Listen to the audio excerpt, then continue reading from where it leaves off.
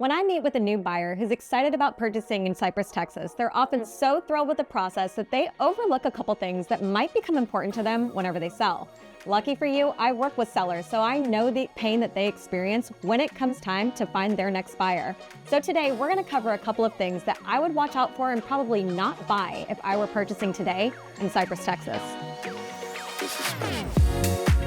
Hi, I'm Carolyn Bauerschlag, a local realtor helping people just like you relocate from all over our country right to our great city. Let's get to it.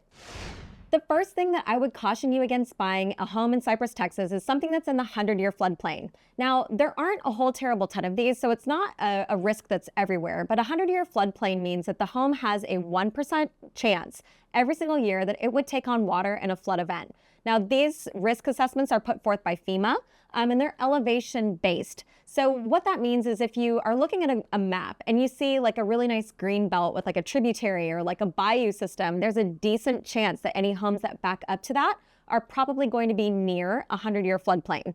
Now, what this means for you when you go to sell is like maybe you say, well, the home never flooded. Well, the flood insurance costs aren't all that expensive. The reality of it is that the next buyer probably cares quite a bit about it.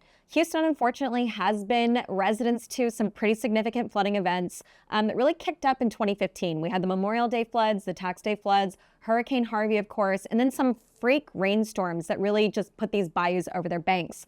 So even though that risk doesn't feel very high to you, I would say in general, most of the buyers that come behind you are not going to consider a home that is in the 100-year floodplain. Now, the great news is that the vast majority of these homes are in Zone X, or what we consider to be a low-risk zone, or in the 500-year floodplain, which is a 0.2% chance that a home would take on water any single year.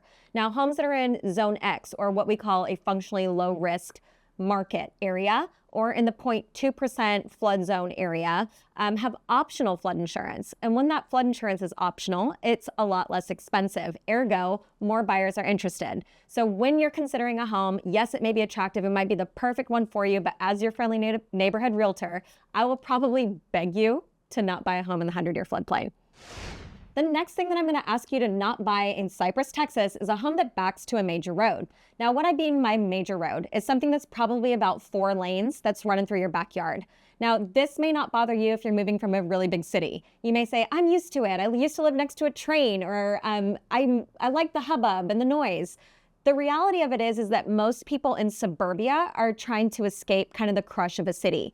So my encouragement to any buyer is to consider buying a property that backs to a green belt, or that has a big easement between you and your next neighbor, or just a traditional neighborhood lot that shares a back fence. Now, that's not to say that if you do buy a home that has a road behind it, that it won't sell. It just means that you're going to have to find another buyer who cares about road noise the way that you did, and that buyer pool might be a little bit smaller. One of the recommendations that I make to folks who are on the fence about it, they say, I don't know if this is going to work or not, is that we book a showing during rush hour. So we might book a showing for 5, 6 o'clock and go sit on that back patio to see what it might be like if you did want to enjoy a cup of coffee or a cocktail or have a pool party or whatever the case may be in your own backyard. The truth is that for as many people that say, I won't want a road in my backyard, there's just as many people that say, I would never want to look at a neighbor behind me anyways. So there really is a lid for every pot, but in general, if that road is 4 lanes or wider, I'm going to ask you to reconsider. The third type of home that I'm going to ask you to not buy in Cypress, Texas is one that's been listed by an iBuyer, or let's say a Zillow or an Orchard or an Opendoor. These folks bought a ton of homes across the greater Houston area during the pandemic, and they held them. And then as it turns out, it's not a great investment to just hang on to real estate and do nothing with it. So over the last few years, we have seen a ton of these homes hit the market again.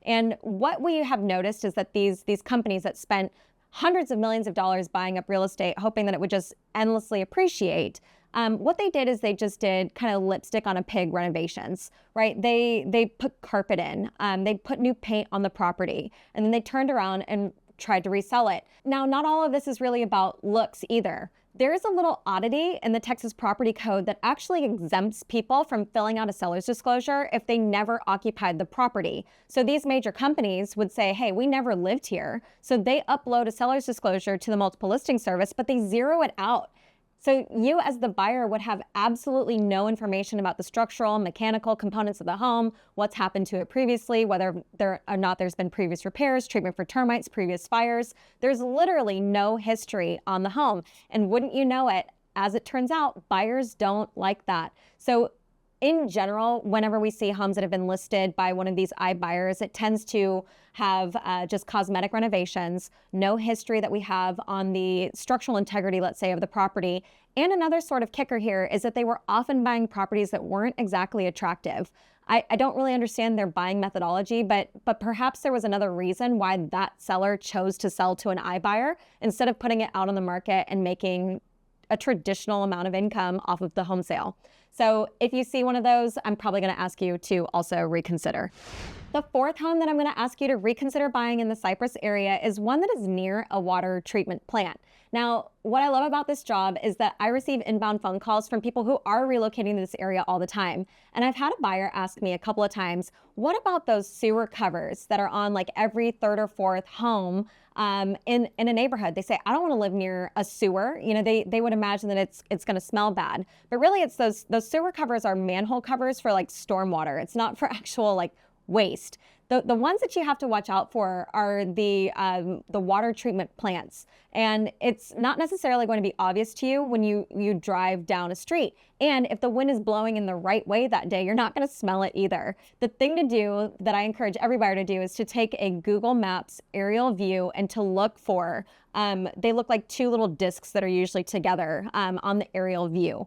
If a home is near a water treatment plant, I would say within 15 to 20 doors, it is going to affect your experience while living in the home. Now, it might not be every day, but it is something that you will probably smell, and nobody likes that. Like, you don't want to go out and like have bought your beautiful palatial home and go outside and smell raw sewage. So 15-ish doors off of a water treatment plant is probably going to be okay.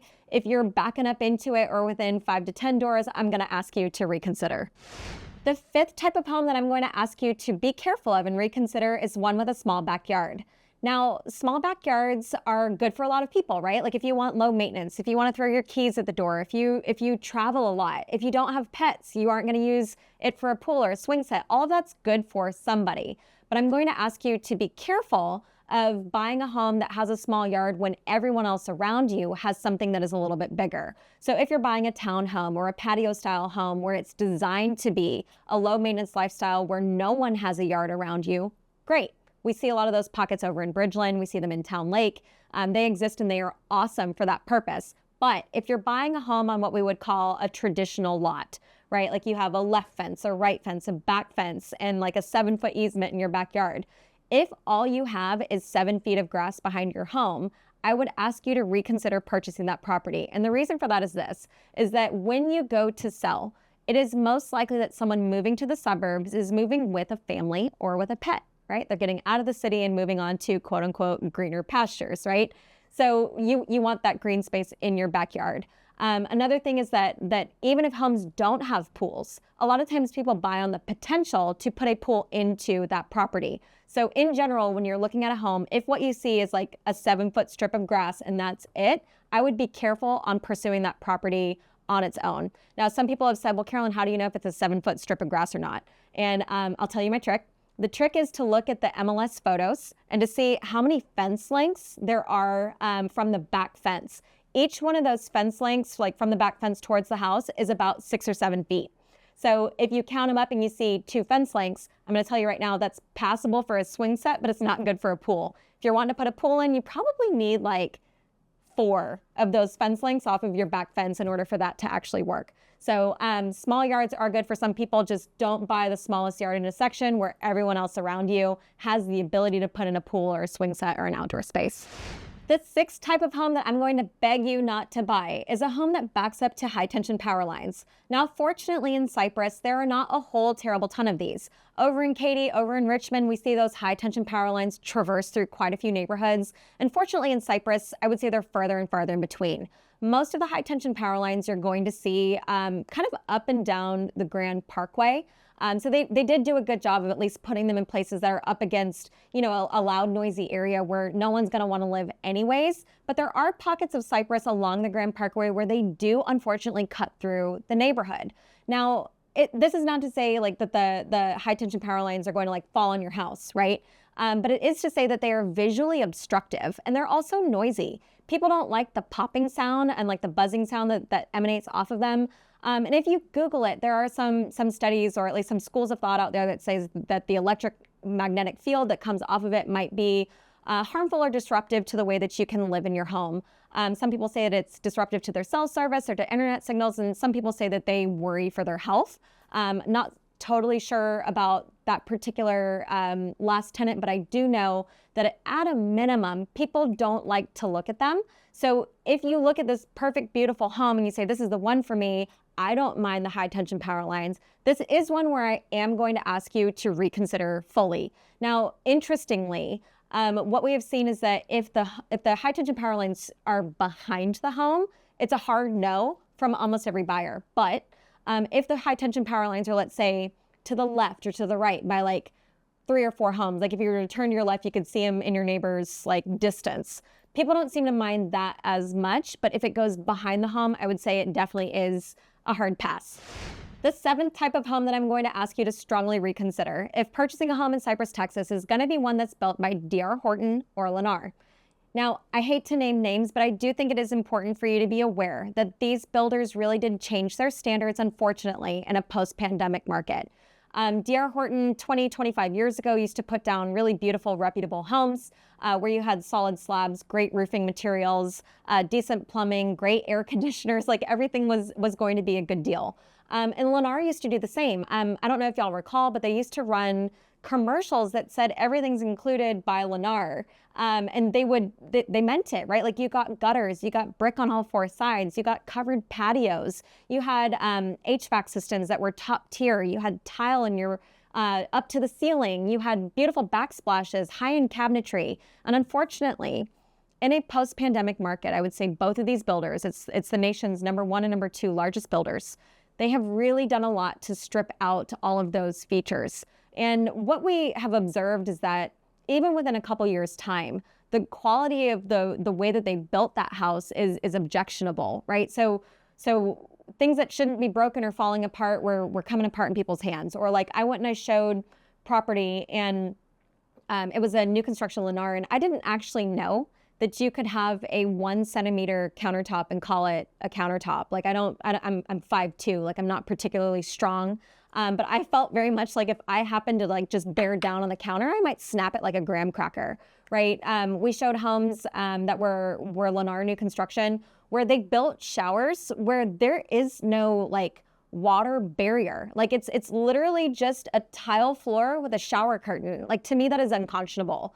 Like we looked at tub inserts that were plastic. Like if you bear down on them while trying to get up, you might break the whole shower. Like that just doesn't make any sense, right?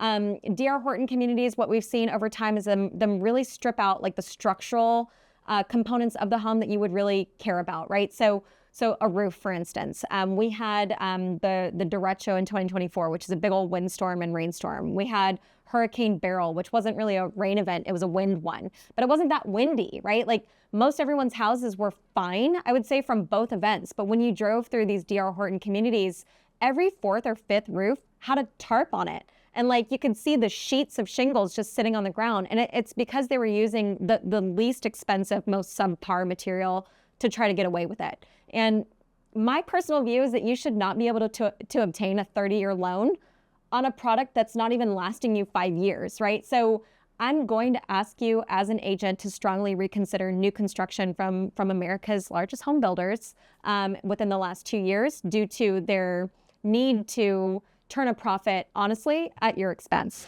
Fortunately for you, most of the homes in Cypress, Texas are not plagued by any of the 7 issues that we just covered today. If you're considering a move to Cypress, I can guarantee that no matter your budget or whatever location you want to be in, there are fabulous options available to you. If you're thinking about moving to the Cypress or West Houston area, I would love to be your realtor. Check the description below to see the best way to connect. And if you found value in what you've watched today, make sure to click the link below and subscribe because we put content like this out every single week. See you soon.